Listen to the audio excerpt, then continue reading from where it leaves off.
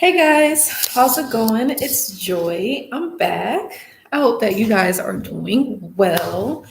It is a Sunday, sunny, as I usually would say on my videos. But welcome, you guys. My name is Joy. I am a narcissist abuse coach. I'm actually going to post this, you guys. Let me post this on my community board so folks can know that I'm live, but they might just see me anyways. But yeah, it'll give folks enough time to pile on in the room for whoever is here today. I hope that you guys are having a good Sunday so far.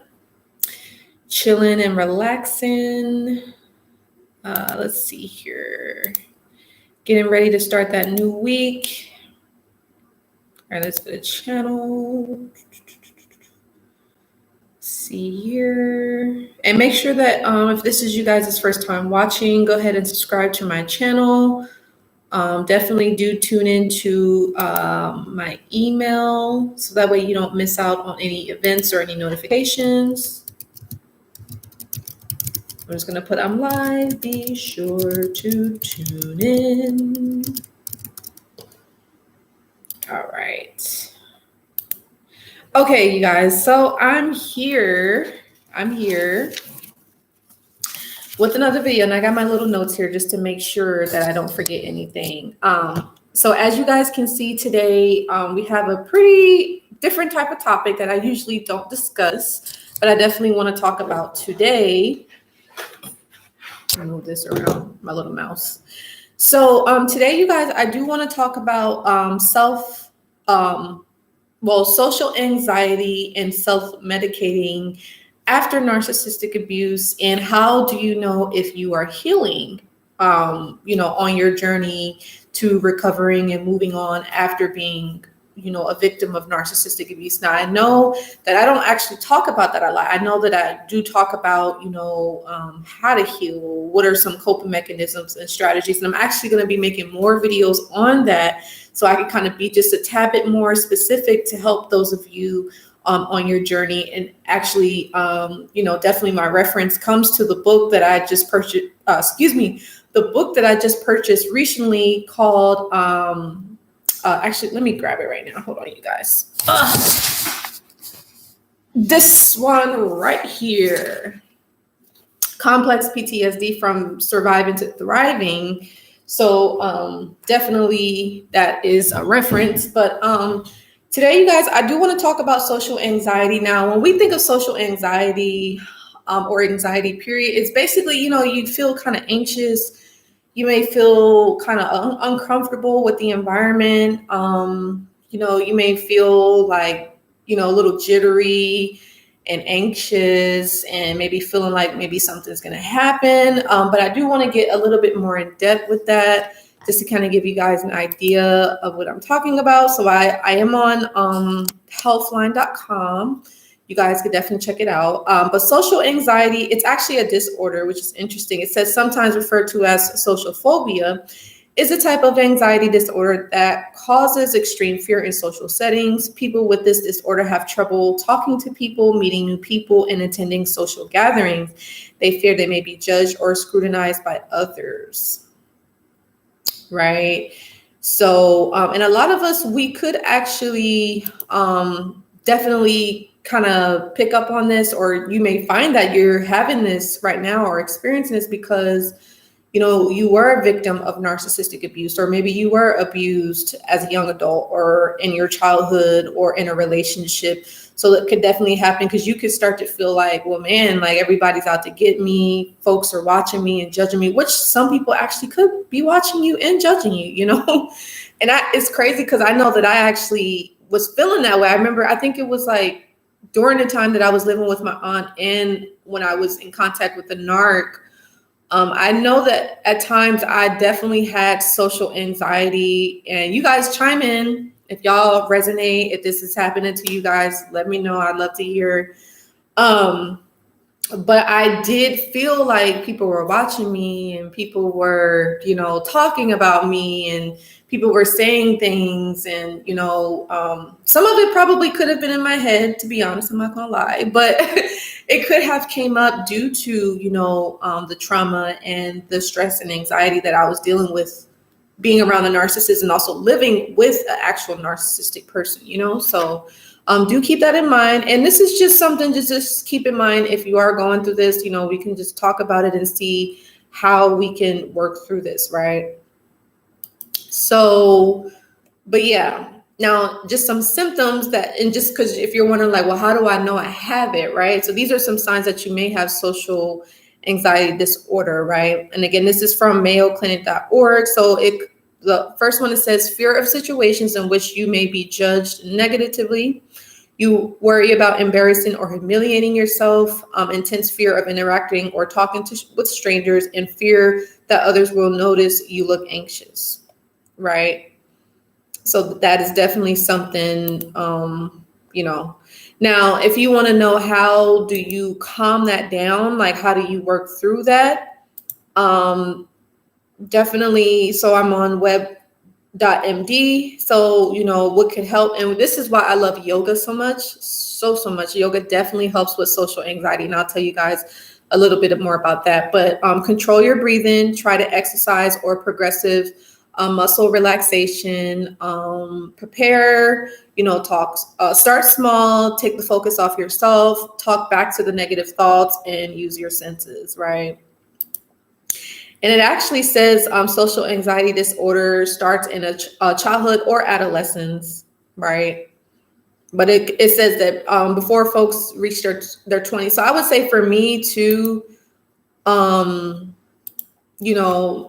anxiety did start, I think, especially like when I left Delaware to move to California. I literally left basically where I was born and raised, went to middle school, elementary school. I think I did like 3 years of high school. And then my last year of high school, I ended up moving to California. So definitely a lot of social anxiety for me. Then on top of that, dealing with the narcissistic abuse, so it was definitely a lot to work through.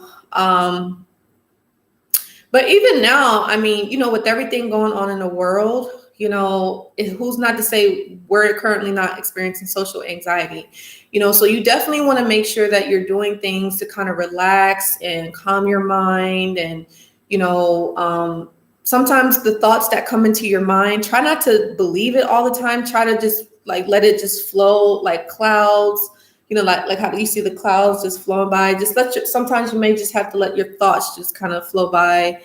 And just breathe and just be in your body and try not to be in your mind. You know what I mean? So definitely. But I did just want to read, it says the root of social anxiety. They say the root cause of all social anxiety attacks is fear. So a lot of people can be fearful. And especially, as I said, with the things that's going on into the world, in the media and the news and music and TV is just constantly causing people to live in fear. And so it's like when they go out in public and interact with folks, a lot of us, we could be worried about being judged and ridiculed and laughed at and embarrassed and not saying the right thing. But it's just, you got to remember to relax. Definitely try to relax and just be yourself. A lot of folks are not really even focused on us as we may think that they are, right? But it just says that it's based off of fear. And you guys know that fear is false evidence appearing real. But it says when we fear being judged by others, we fear judgment for ourselves. When we don't fit into the societal norms, or when we believe it will be worse if we are judged. These are all triggers of our fears of embarrassment. So, and it's so crazy, you guys. I never actually shared this. But I know, like, when I was younger, I would say between the ages of, what was it like? I would say between the ages like maybe 13 to like maybe 15, or maybe even like 12 to like 15. I did experience a lot of social anxiety, especially because, so I grew up in the church, you guys. Like, I was literally like a car seat baby, like going to church, like with my mom and stuff. And I think that's why, sometimes I kind of distance myself from religion. I'm spiritual, but not really into religion like that, So, but of course, I love God, and God is number one. But I used to have to sing in church. And I just remember the anxiety I would feel. Although, we all sounded good in like our little choir, it was just like, that feeling of anxiety came up, and feeling of like, oh, am I going to mess up? Or how are people going to look at me? Are they going to like it? That type of thing. So a lot of us, we do go through that. But, we definitely just got to focus on not just causing ourselves to go crazy, right? Or causing making it more than what it is. Because again, most people are not worried about us like how we may think they are. Now, if you have social anxiety, let's say for a job or for a group setting or a meeting, just be yourself, try to relax, talk to yourself and say, hey, I'm going to do amazing. I'm going to do a great job. I'm confident. I speak, good words. And when I speak, it makes great sense. And, you kind of have to talk to yourself. And I am amazing. I'm smart. I'm intelligent. I'm confident. You kind of give yourself a little pep talk before going into that meeting, or if it's an interview or something that's like important, right? So just be yourself and just understand that people are not really judging you like how you think they are. But now when it comes to narcissistic abuse, like you could experience social anxiety after narcissistic abuse because of the trauma and the shock that you've gone through. And it definitely takes time for sure. And it takes time. Definitely. And it's definitely it's probably not going to go away overnight, because I know a lot of us, we may feel like, man, we don't even want to interact with people anymore after dealing with narcissists, or you may not even trust people, which I get, because I was like that too. I'm like, oh, I don't want to be around anybody. I want to isolate, just being on guard and that type of stuff. But slowly but surely, day by day, you understand that everybody is not a narcissist. And, once you kind of work through your intuition, work through your pickers, and knowing your boundaries, knowing your limits, and trusting yourself and that type of thing, right? And then once you begin to trust yourself, you can begin to trust other people. Slowly but surely, but it takes time. But now I want to talk about self-medicating. Now, I know I have not discussed this at all. And luckily myself, I didn't really self-medicate that much in the negative side, I would say. Well, not really negative, but this is just things that happen that could occur. So some people, after they deal with narcissistic abuse, could, kind of indulge in food. They may tend to overeat. They may tend to use substances to kind of numb the pain, to make them forget about what happened, so it could be drugs or alcohol or excessive partying, or, going all out on pills or other form of drugs, or addictions, addicted to social media, or addicted to explicit sites, that type of thing. So if you find yourself self-medicating after narcissistic abuse, don't beat yourself up about it, because it's completely normal. Now, I'll tell you guys my experience. I'm trying to see what was my self-medication. Honestly, I would say like yoga was my self-medication.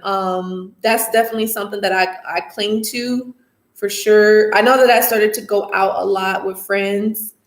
I started traveling more.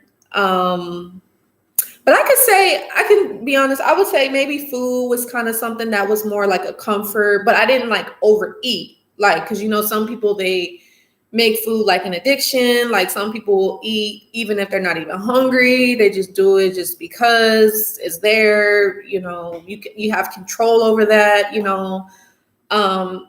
excuse me. So yeah, some people may, become addicted to spending. Maybe some people may overspend, overeat, that type of thing. And you do just want to be careful that that's not you. And if you find that it is, just try to slowly but surely try to break that habit, right? Because overeating is not good. Overspending is not good. And some people may do all-nighters or not go to sleep or overwork their body in some way, like, that type of thing. So just be mindful. But what I will say to kind of reverse that self-medicating, if you want to do the self-medication in a good way, again, getting your exercise, but not overly doing it, but just the right amount, getting good sleep is always good. Getting support and help, reaching out to a professional or reaching out to a coach or a counselor or a mentor, someone that you feel comfortable talking to. And now I know that I did mention medication, like how some people can abuse that. Now, some people actually do want the medication because they may feel like, they need it. And some people, I would say it is recommended for some, right? Now, especially if, after dealing with narcissistic abuse, you feel like, and God forbid, none of us have this tonight, God. And I'm only saying that because I've been there and I had this experience. But, when it comes with the racing thoughts, when it comes to the flashbacks, when it comes to the panic attacks, when it comes to the nightmares and the night terrors, God, no, we don't want that. But, not being able to sleep at night, that type of thing, and not being able to relax and not being able to like get up out of the bed and that type of thing, so you do just want to be mindful. If any of these things are happening to you, if certain medications work for that, that's cool if that's what you want to do, but don't overdo it, because, you do have some people that try to self-medicate on certain substances and then they end up overdosing and they end up kind of doing things that's not beneficial to them, right? So be mindful, be careful. So yeah.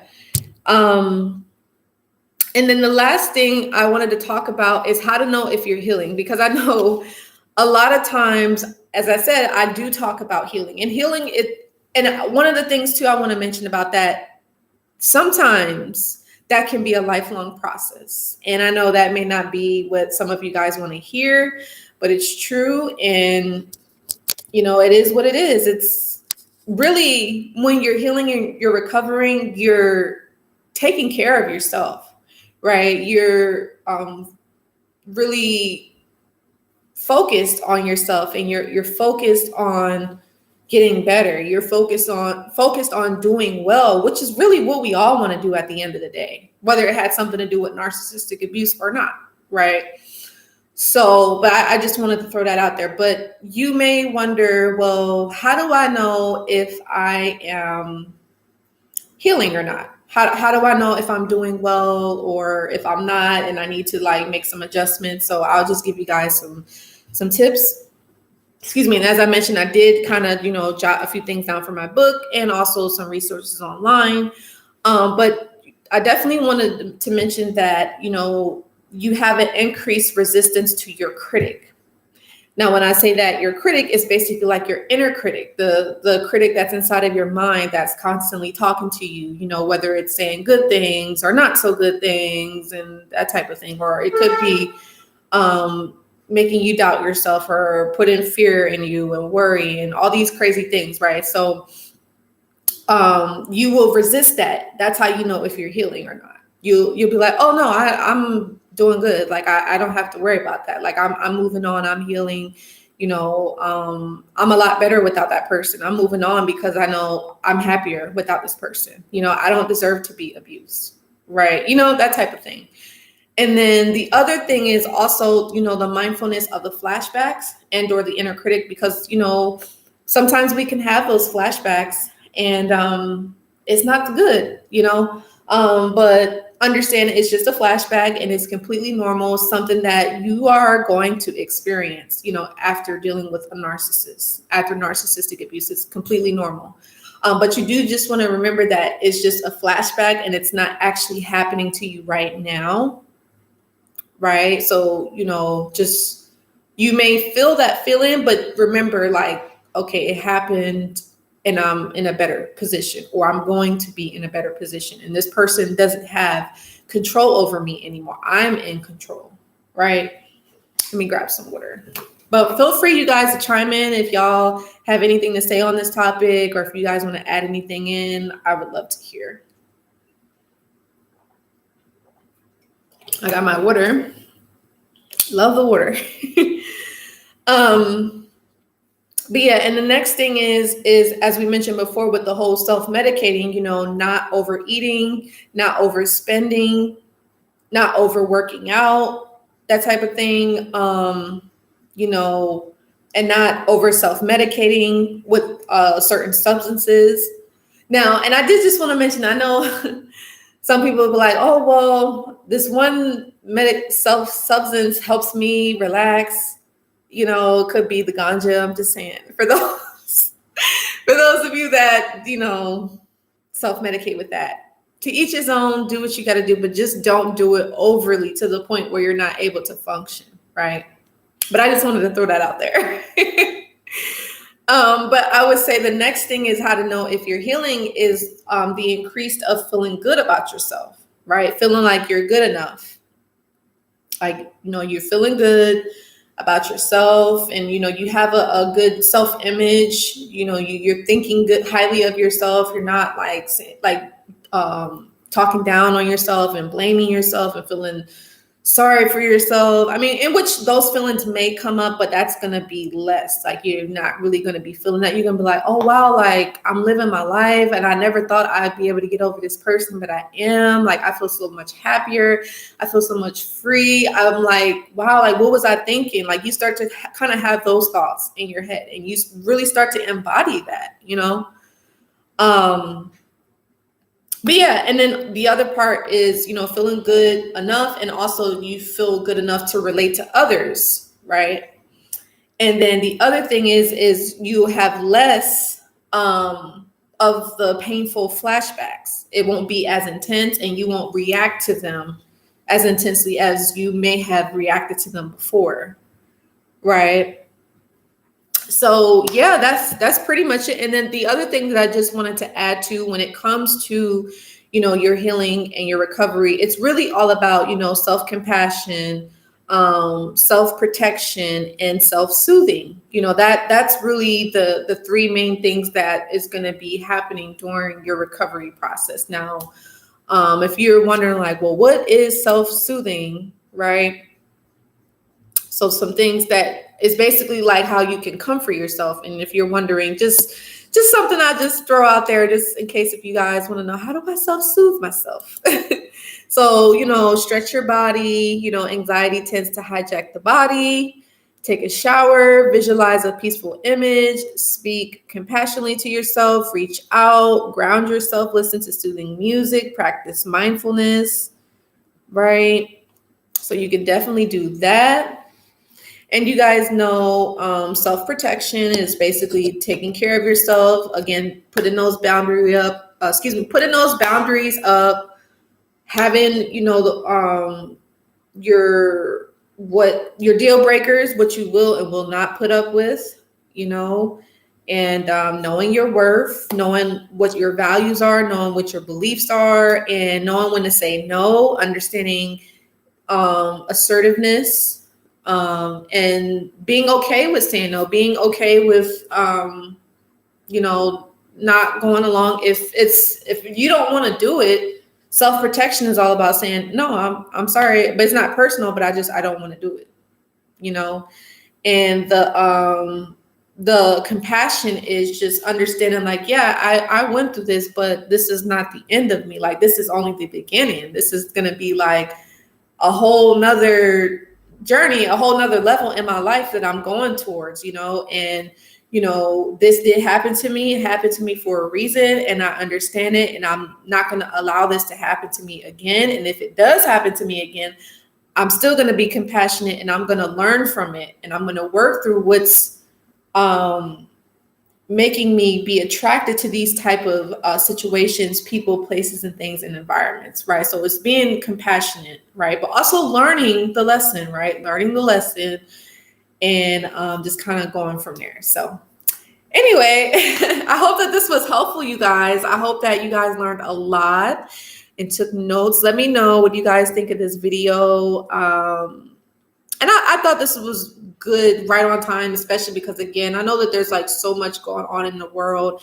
And I know that a lot of people could have social anxiety when it comes to interacting with people, whether that's over the internet, online, or in person. And into official, hey, you said people are attracted to those that are. Yes, indeed. Yes, ma'am. And you said they seek out those who are the light. Yes, they do. They sure do. So you just want to be mindful of that. And know your worth, know your boundaries. And you said they seek out their agents. Yes. Yes. Peace into official. Welcome. But yeah, as I said, there's a lot going on in the world right now, and you just want to make sure that, you know, you are protecting yourself and you practice self-compassion and self-soothing. It's definitely needed, especially if you're a victim of narcissistic abuse. It's highly, highly recommended and needed. And but yeah, in regards to the social anxiety part, understand that in a sense, sometimes, you know, that could be something that you just have to work through. It may not go away right away. And it may be, you know, things like a daily challenge for you to work through that anxiety, that social anxiety, right? And until you said miserable minion, it's yes. Yeah, I mean, for me, at this point, the narcissists that I've dealt with, I accepted it for what it is. I don't blame myself. I don't hate them either. In a sense, I thank them for what they did. I thank my aunt for her being that way to me. I thank the male narc for him treating me that way, because I wouldn't be here on this channel talking to you guys now if they wouldn't have did that. But I'm not saying I'm giving them credit like that, but it was kind of, you know, it helped me get to where I'm at now, you know, talking to you guys. But and you said gotta avoid the human traffickers. Okay, got to. You said they are everywhere you are. They are everywhere you are to be. Artists Lake, New York, Middle Island. Man, I'm telling you. Yeah, so but yeah, just make sure that you're taking care of yourself, loving on yourself during this time, during your healing and recovery. As I said, healing from narcissistic abuse is a lifelong thing, you guys. This is like, some people will heal within a few years, but others, it's an everyday thing. And that's okay. That's okay. Just understand that it's going to take work. It's going to take work, but it all starts with us, right? And you said privacy is hard to come by. Yeah, it really is. It's really hard to come by.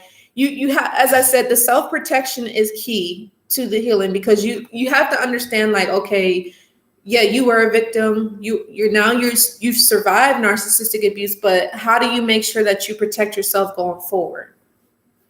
Right. And that means putting up those boundaries. That means saying no. Right? Don't do things just because you want to be liked or you want other people to think highly of you. Like, no, like, say what you mean and mean what you say. You know, be assertive and know your deal breakers, right? And not everybody's going to like you, and that's okay. You don't need everybody to like you, you know? And yeah, it's just, it is what it is. Sometimes you have to be in solitude. Sometimes you have to be in isolation from other folks, but don't stay there, right? But that's why I said that can happen to you, especially after you've been a victim of narcissistic abuse. You tend to isolate and you don't want people around you anymore. And I get it, because I kind of was the same way. I was like, I don't want to be around a lot of people. I don't trust folks, like, you know, so, but that slowly but surely that goes away, but it takes time. It takes work. So yeah. And you said, I'm so sure the correct people are tracing my location just as much as the wrong ones. Oh boy. Yeah. You got to watch out for those stalkers too. And you guys, you know, narcissists are always watching. And this is not saying to scare anybody, but it's true. They're always watching. You said tripping their own selves up, right? Yep. So be mindful, you guys. But anyway, I'm signing out, you guys. I hope that this was helpful and insightful. If you guys learned anything, let me know. And also let me know where you guys are from. I'd love to know. And I'll see you guys in the next video. And if there are any other topics, you guys, that you want to know about in regards to narcissistic abuse, please let me know. So that way I can make a video like this and we can discuss it.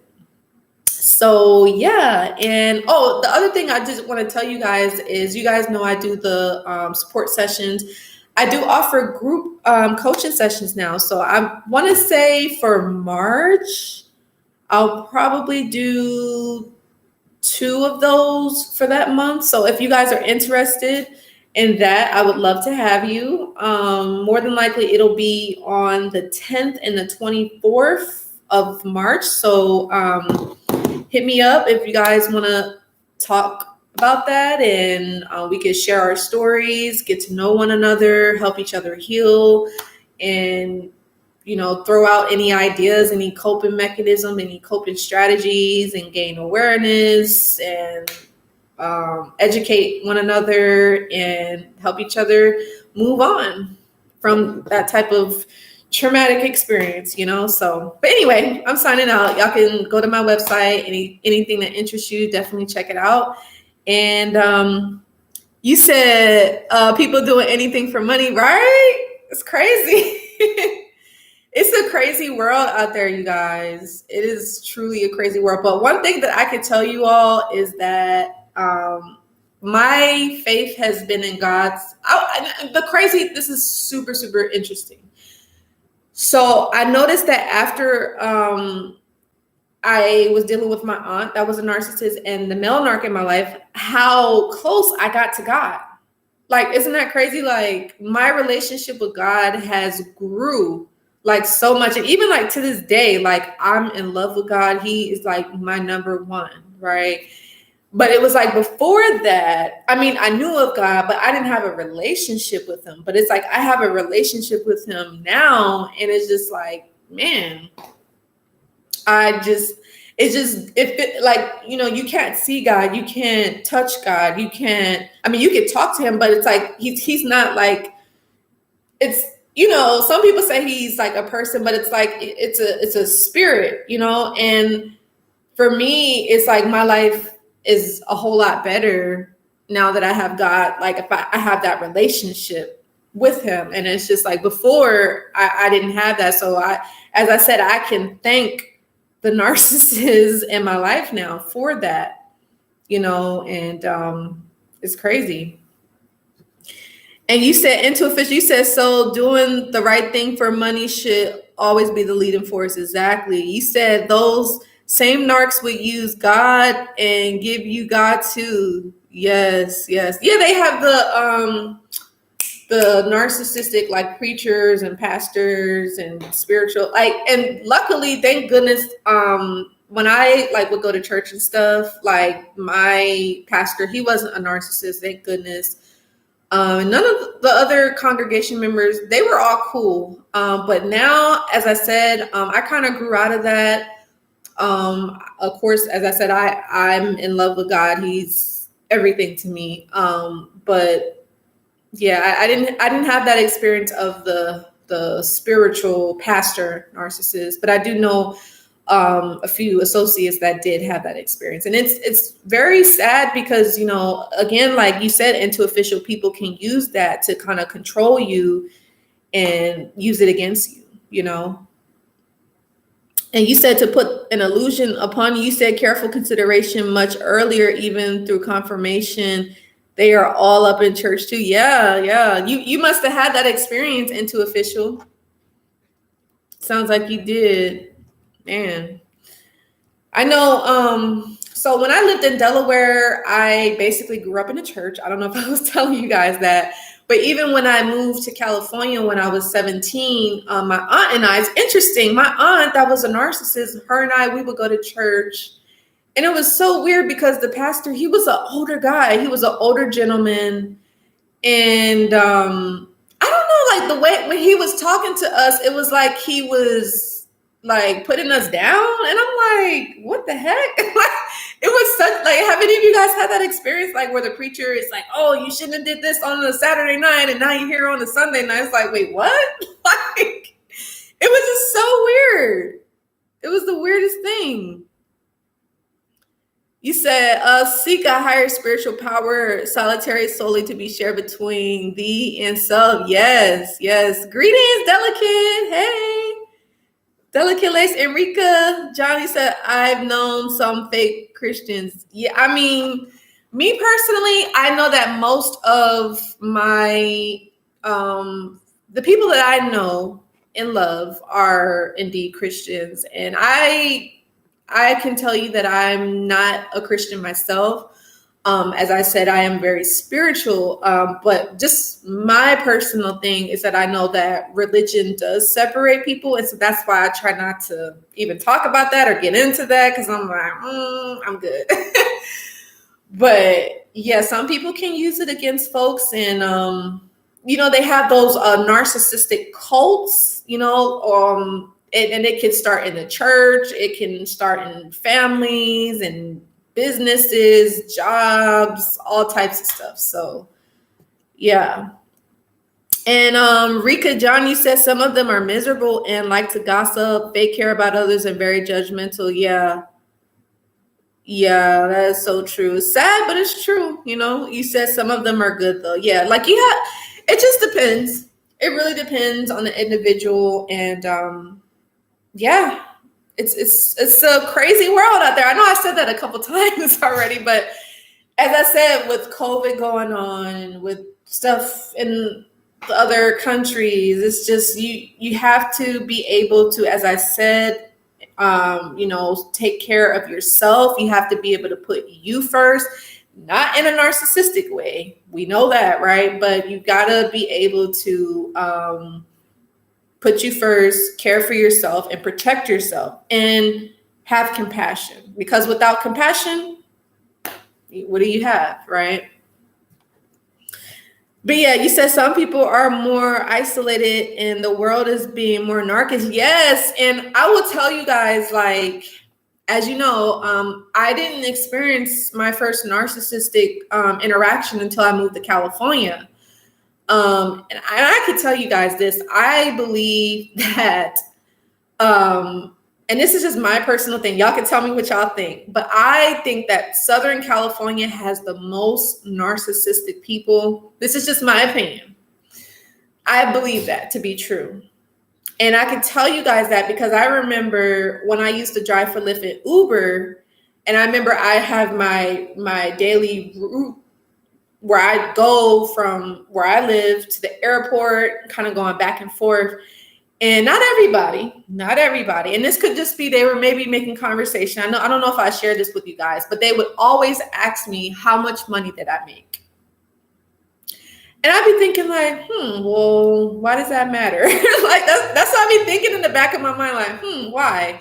But again, maybe it could have just been conversation. And then some of them, I don't know, it just felt like they were entitled. They're like, oh, well, can you do this? And can you do that? And they were wanting like all of this extra things for just a ride, just like literally like a ride down the street. I'm like, wait a minute, this is not that type of thing, And I can tell you guys, I'll never forget this.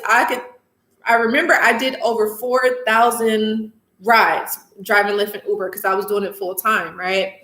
And out of those 4,000 rides, you guys, it was either 4,000 or 3,000. It's been so long since 2017, but I only had to kick out 3 people. Isn't that good? Out of all those amount of rides, it was just 3 people that I had to kick out. That was it. And I think that's a pretty good ratio, but I can tell you that the people were just very like entitled, and they were just, some of them, they were like, oh, how much money do you make? And, what do you do for work? And, it was just weird. It was just really weird. But as I said, my aunt that I lived with for 5 years was a narcissist, and the male narc, that I dated him for 4 years, and also me meeting the borderline. You know, he was a little different. He wasn't a narcissist, but he was still technically abusive. So, you know, but, and I think a lot of people say that, and not all. So if you're from California, don't think that I'm calling you a narc, because I'm not, because I lived in California and a lot of my family are there. But, you know, people that move to California, they're trying to be a star, a model, a singer, actress, or whatever. And it's like, you know, you have it to where they're trying to get to know you so they can get to know somebody else, so they can get to a certain position, so they can get an acting role, or they can get a model gig, or that type of thing, you know? So you have to be careful. So yeah, sorry, that's a little rant, but my bad, y'all. So let's see. And Rika, you said crime went. Oh, yes, it did. It really did. And I hope and pray, you guys, it gets better in this world, because, I got 97 years. I'm just saying, but still, it's a crazy world out there, you guys. So make sure y'all stay prayed up and y'all keep God first, right? And Delicate, you said, I can feel and see the healing in myself. It was a must to proceed and keep God first. Yes. It's working finally for over 8 years. Good. I'm so happy for you, Delicate. And Rika John, you said Dr. Remy from YouTube said the same thing about Cali. Yes. I don't know what it is. I don't know. But that was just my experience. And yeah. Is anybody in the room from Cali? Anybody in this room? Because I'm going to tell you guys this, like, I actually do have a good handful, I would say, like a handful of people that I can call my friends that are natives of California. So they're not people that are from like New York or Boston and Atlanta. Like, not saying that those people are narcissists, but what they say is that the people that move to California and that are, you know, trying to pursue a goal or dream or whatever, those are the ones that turn out to be kind of, you got to watch out for. So, because I can tell you, I can call up some folks that live in California now, natives, born and raised in California, and they're super cool. So it really, really, really just depends. And like my aunt, for instance, she's not a native of California. She's from Delaware. I'm from Delaware. But she had been there for over 20 something years. So it's like, she kind of, I don't know if it was just like the culture there in California or what, but yeah. Let's see here. And Delicate, you said, I'm very isolated. I'm sick of it. Nobody is there for me, believes I'm crazy and miserable, but won't help me get out of the house. Aw. I'm sorry to hear that, Delicate. Well, I would definitely say if you have any hobbies or things that interest you, maybe you want to try doing things like that, maybe getting out to the gym, or I don't know if you like to travel or anything, you know, that type of stuff. So, and you said, I just continue my goals and pray. That's good. Good. And Rika, you said New York is the same way. Is it? Ooh. I know for like New York, like, okay, so I'm from Delaware, and my ex-best friend of 10 years, right? Doesn't that sound crazy? Ex-best friend. But yeah, I have a ex-best friend of 10 years, and her family was from Brooklyn. And I remember, I think, because we met in middle school, and we were like this, like, when we first met each other, and we didn't know each other at all. But anyway, our friendship grew. But we would go to see her family in New York, and New York was cool. Her family was cool, but it's just the other people were just, it was like fast paced, and some folks were rude, and, you know, it was just kind of different. So, but yeah, New Yorkers, even like I remember like when I used to do like call center work, and I used to talk to people from New York, like they'd be so rude and so mean and yelling at you and like, oh, get to the point, or what are you trying to sell me? It's like, wait, what? Hold up, let me tell you first. So yeah. And Rika, you said yes, a lot of narcs and opportunities on the come up like Cali, right? And Delicate, you said I never had a problem making friends. I'm just a very loving, fun person. That's good. And Rika, you said New York is good for modeling, music, and movie industry as well. Yeah, and users move there. Man, this is something else. And Delicate, you said everybody loves the narcs. Why is that? Well, that's a really good question. Narcissists come off as very like charismatic, very charming.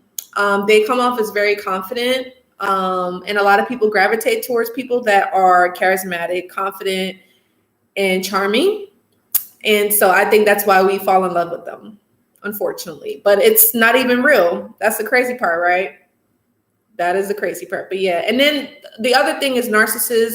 Some of them actually kind of live a good, lavish life. Some of them do, you know. Some of them they make really good money. They have really good salaries, and they do quite well for themselves. So that's another reason. Some of them have a big social following, big influence. Some of them have power, and they misuse that and they abuse that. So that's the thing.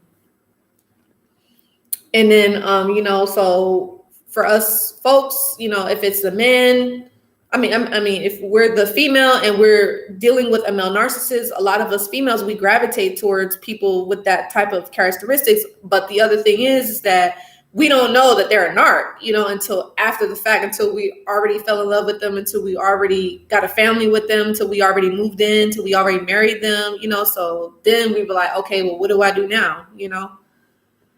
And Rika, you say, yes, I noticed shrinks, people get good partners. Yeah, man. Bad people get the good partners. Yeah, because they're manipulative and they lie. They lie and they put on that mask. They're deceptive, and they manipulate. Good manipulators. And Delicate Lace, you say, yeah, I was told I'm not approachable. I keep a mug on my face. It's hard to trust others after years of abuse. Yeah. Well, what I can tell you, Delicate, is try not to have a mean mug. Because I could say I can be like that too sometimes. But I try to just keep my face just like kind of just plain, like, just gentle. So just try to relax the muscles in your face. If maybe you want to try to do some techniques with that. And even in your mind, like when people pass by you, maybe just pretend like, maybe they said something to you. Maybe just do a little, I don't know, look at them and nod or something. Not like nothing weird, but, just try to just be light with it. Just be easy, But I get the fact if you may not trust people because it's hard. That's a long time to be abused by someone, and it's not so easy. So I definitely get that. And Delicate, you said I'm working on it. You're welcome. But yeah, I'm happy y'all was in the room. Thank y'all. Rika John, you said it's disappointing what's out there to choose from in the dating pool, right? I feel that. Yeah. Give it time. Give it time. Write down what you want in a partner. Write down what's your deal breakers. Write down what you will and will not put up with. And, just speak it into existence. Say the type of partner that you want. Affirm it every day. Say that you're worthy, that you are in a loving and a committed relationship, that you are in a loving and a committed marriage. Speak it out. Pray to God. Talk to God about it, But I do understand that, when you are out there meeting people, it's a lot of deception, a lot of falseness, a lot of lies, and, just things that's not real, so you definitely want to take your time to get to know the person. Don't have any, and I'm not telling y'all what to do, but I'm just giving y'all what I would do. But try not to be sexually active with them too quick, because when you have sex with a person, that can kind of, muffle things and you may not be seeing things clearly. So get to know them, see if you have similar interests. And also you could watch that video that I talked about, questions to ask somebody that you're dating. Check that out and hopefully that'll be helpful for you. And Delicate, you said it's really disappointing. I got on a dating app. Everybody was super sexual. I hurried up and got off there. Yeah. I don't know what it is. Like, people are overly sexualized. Now, don't get me wrong. Like, yeah, like we all like sex, right? It feels good, but it's just like, that's not everything, you know? So I definitely get that. But as I said, delicate, as I told Rika, take your time. Take your time. And now if you're seeing like, okay, they're giving too much sexually or they way overly sexual, then you know to keep that person at arm's length and you move on to the next one, right? So that way you can become a good detector of red flags. Like you can be like, okay, that's not what I want. And you don't try to like force it or think that they're going to change because they're not, right? So yeah, but yeah, I was so happy to have y'all in the room. I was literally about to log out, but I'm happy y'all chimed in.